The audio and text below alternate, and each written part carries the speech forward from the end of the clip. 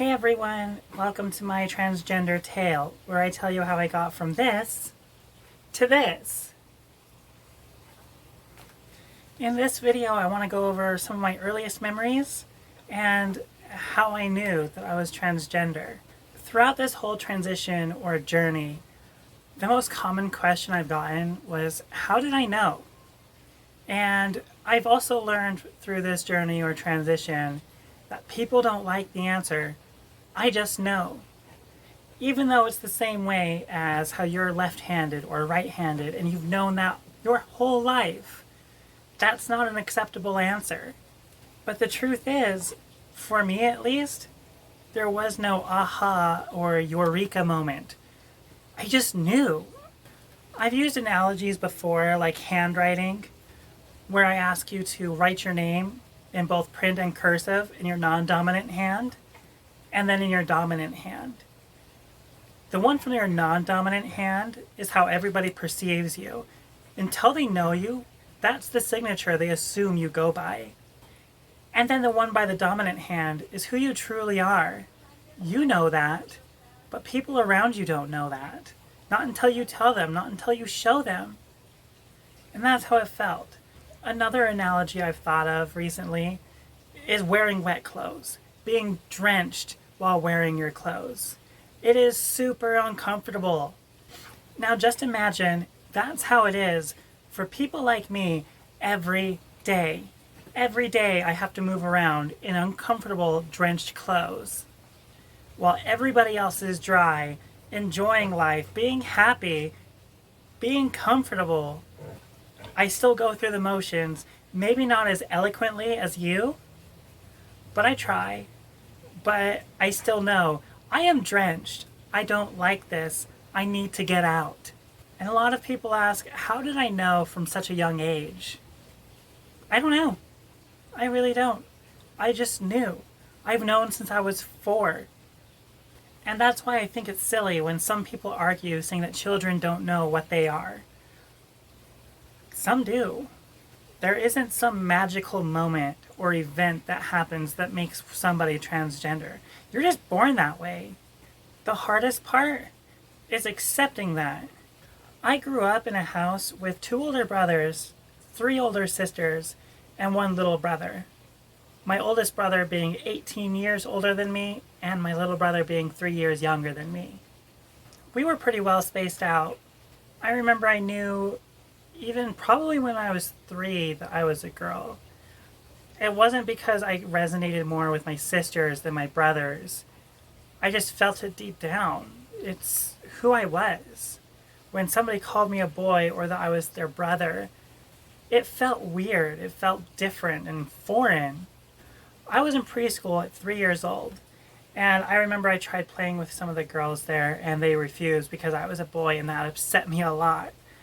I had a friend named Zach, and he convinced me to play house. He would be a baby and I'd be the mom, and he could sneak me in with the kitchen, get to play with the girls.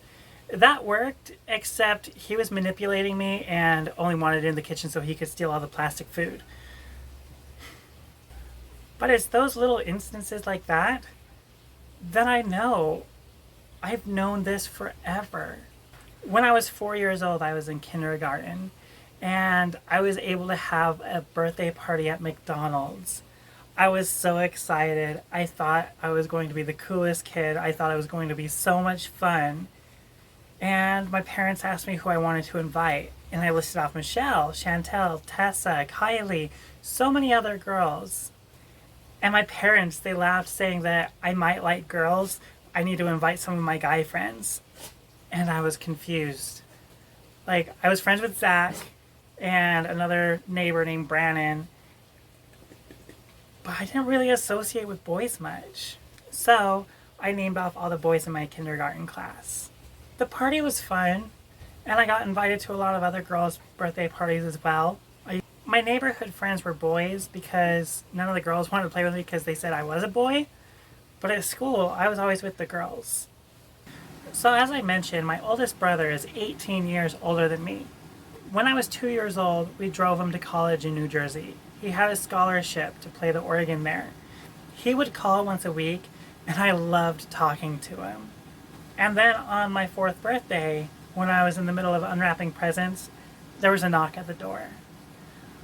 I remember everybody's faces. They were confused. My mom thought I was just a door-to-door salesman and said just to ignore him, but my dad insisted that he should go check the door. And the next thing I know is my oldest brother coming into the room. And I was so excited. I gave him a hug, and he was surprised. He thought I wouldn't remember him. And I thought that was the silliest thing. I was so excited to see him. He even got me a birthday present. It was a collection of Dr. Seuss books. I like to thank him for teaching me how to read, but in actuality, I just memorized the books. I couldn't read worth the life of me, but I could tell you The Cat in the Hat verbatim. He and I hung out all night. I loved it. He had a funny 70s porn star mustache, and I teased him about it. And he said when I was his age, I would have a mustache too. And I thought that was funny, but I said, no, I'm going to have a whole beard. He laughed and hugged me tight and said he looked forward to seeing it.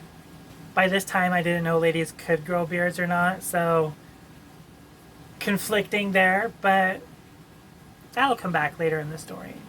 I knew something happened, but I didn't know what until much later in my life. That the next night after my birthday, he came out as gay to our parents. They drove him to the airport the following morning and didn't really talk about him much. He would call, but eventually the call stopped. And our parents told us that he just didn't want anything to do with us anymore. And for somebody who traveled across the country to teach their little sister to read, I didn't believe that.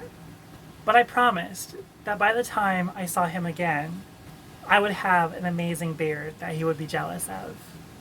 I look back at these instances, and I often wonder what I was thinking at the time. I knew I was a girl, but what did I fully understand about that? And truth is, although I felt like one, I had no idea what that actually meant. That didn't come until 5 years later, when I was in 5th grade, and that will be my next video. And then also in kindergarten, towards the spring, I want to say it was in April or May of 1995, I was allowed to go over to Chantel's house to play. Chantel lived in my neighborhood. I lived in a cul-de-sac, and to the left of our house were 2 houses, and between them was an alleyway.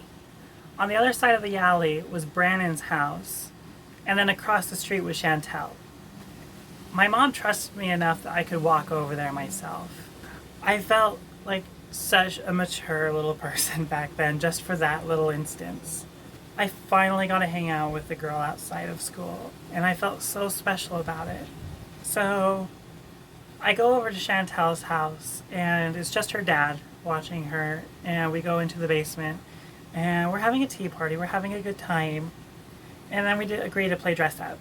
I insist on being the princess, and she tells me I can't because I'm a boy. And I get mad telling her I'm not, and she tells me I am, and boys can't be princesses. And this upset me so much. I'm not a boy. Why is she calling me that? I thought you were my friend. I threaten to tell on her, and she dares me to. So I start heading back upstairs, and she tells me not to. But I ignore her, and I go upstairs. I wander through the house and find her dad in the bedroom. He hears me crying, and he meets me at the doorway. I sit on his bed, and he puts his arm around me and asks me what's wrong. I tell him what's wrong, that Chantel won't let me be a princess. He kisses me on the top of the head and tells me everything's going to be okay, and that I could be a special princess. I ask him how, and he asks if I want to be his princess. I ask him what I have to do for that, and he replies saying that princesses make everybody happy, and he thinks that I can make him happy.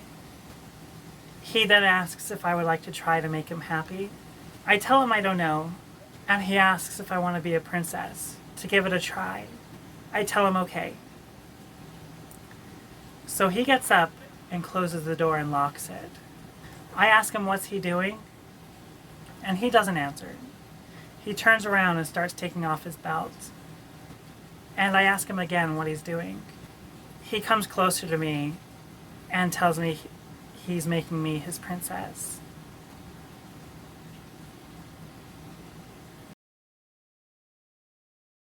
After it happened, I ran home.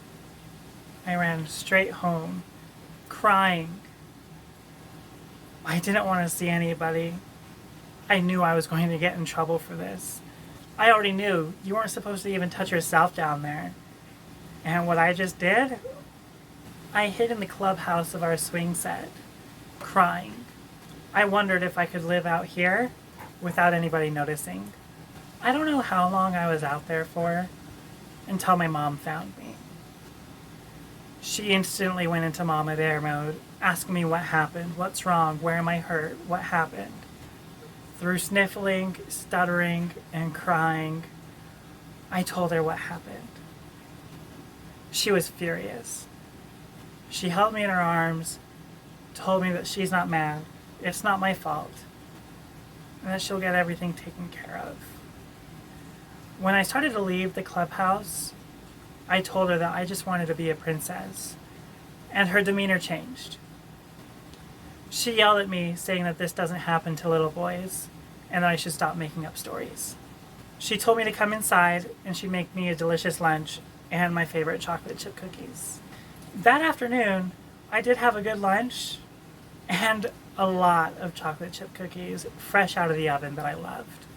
After this happened, I didn't really tell my parents much.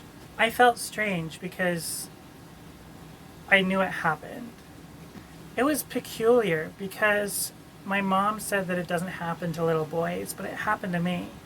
And this kind of further validated that I did feel like a girl, that I am one. But I wasn't proud of it. I wasn't proud of that moment. I was ashamed, and for the longest time I couldn't talk about it.